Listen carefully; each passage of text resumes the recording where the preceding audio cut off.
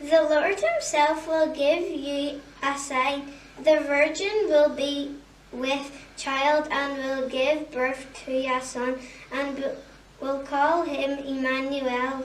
Isaiah chapter 7 verse 14.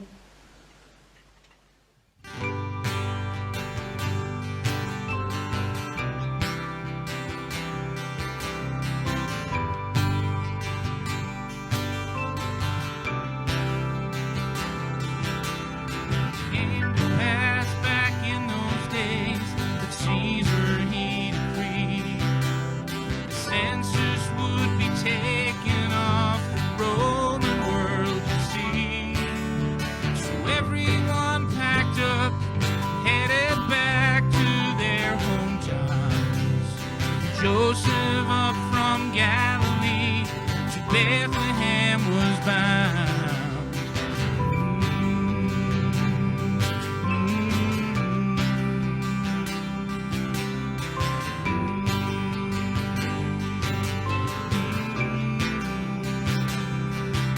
So it came to pass this man named Joe was with his fiancé.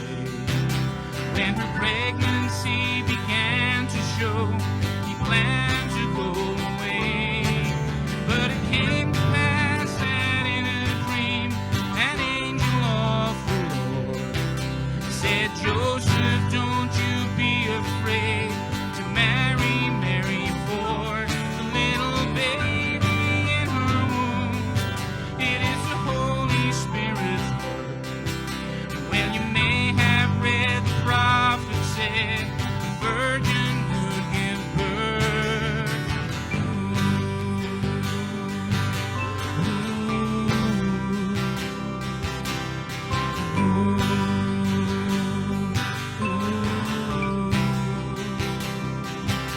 So it came to pass that Joseph was the noblest of men, with a woman on a donkey on their way to Bethlehem. And I wonder whether either was aware enough that day to know the child would bring a kingdom and the old would come to pass away.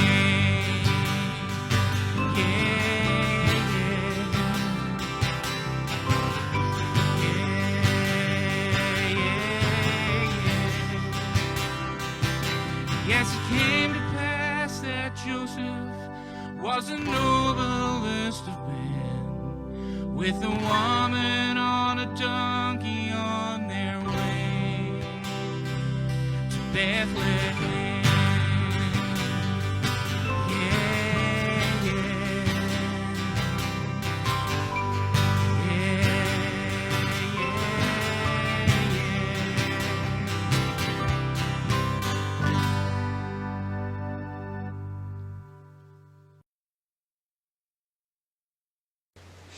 Back in Jermahal, there's trouble brewing among friends Lynn, Amanda and Leslie Ann. Put on Strictly there.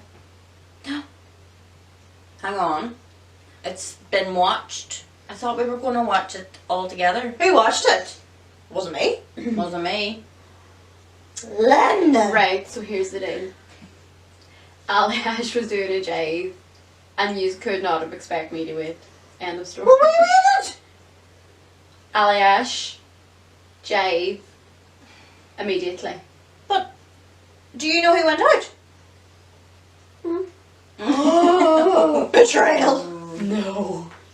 Well, you did promise to wait.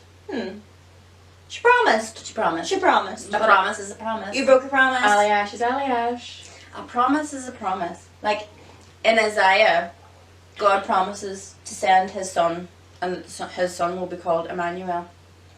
And he did. And he was. Kept his promise. A promise is a promise.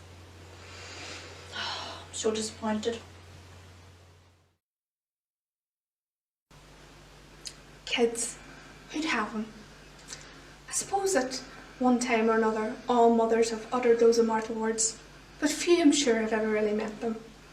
Even my own mother has said it a few times, usually when I've broken something or gone into a mood for some insignificant reason. But never did she come closer to meeting it than on the day I told her my extraordinary news. I mean, I've always wanted kids, ever since I can remember playing with dolls. But I wasn't planning on having one quite so soon. Why would I? What's the big rush? Life was good. I had a strong faith and a wonderful family and a new fiancé, a gorgeous local carpenter by the name of Joseph. Things were so good, I'd walk around with a permanent grin on my face. But things were about to get even better, unbelievably better, but in a rather strange way. One day, out of the blue, with no appointment or anything, this angel appears. I know how it sounds, but that's just what happened. No word of a lie. And this angel says to me that I'm pregnant, and that I'm carrying God's own son, the promised Messiah, and that I should name him Jesus. Now, however unbelievable the story sounds, the most unbelievable thing is that not for 1 second did I doubt its authenticity. And I don't want to sound super spiritual. I mean, I'm as human as the next person with faults and foibles. But I knew. Without a shadow of a doubt, I knew. I asked how it was physically possible, which was explained.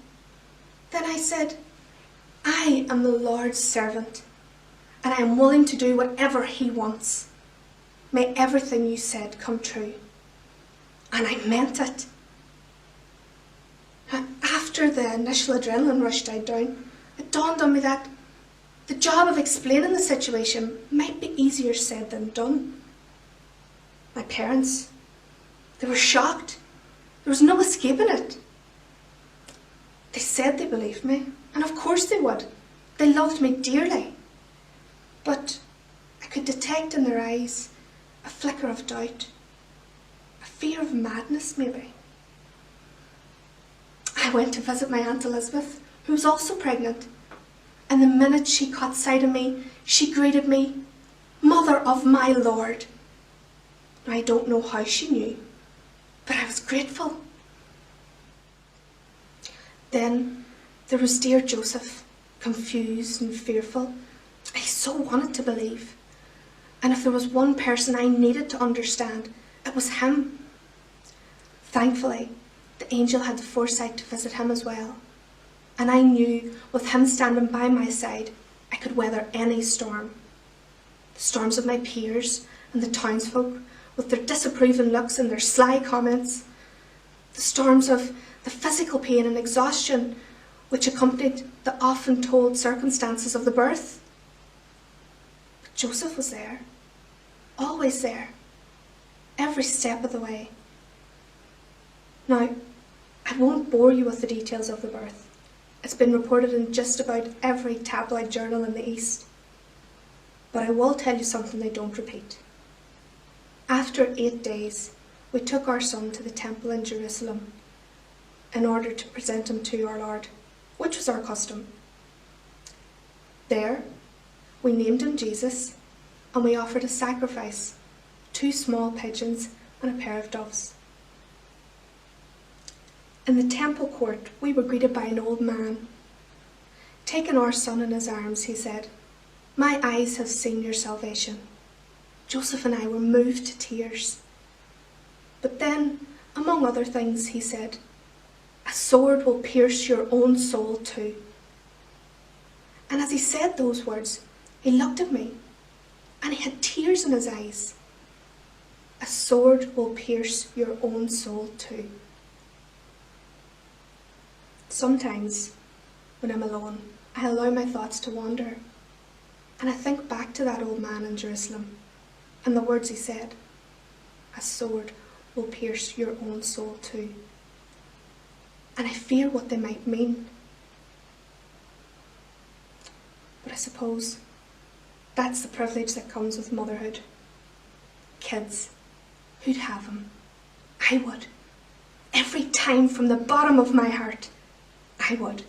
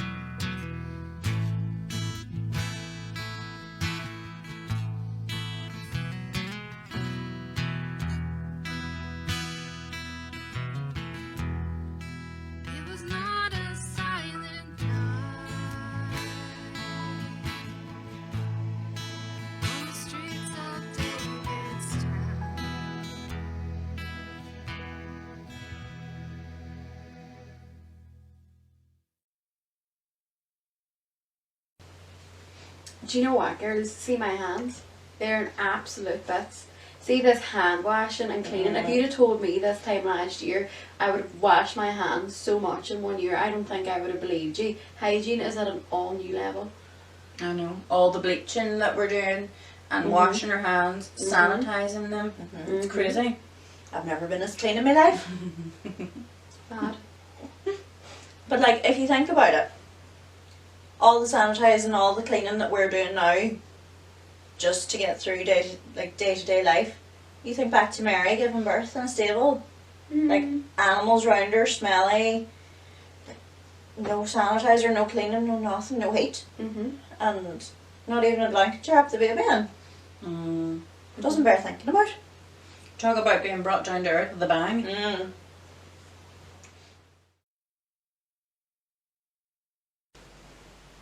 While they were there, the time came for a baby to be born, and she gave birth to her firstborn, a son. She wrapped him in cloths and placed him in a manger, because there was no guest room available for them. Luke chapter 2 verse 6.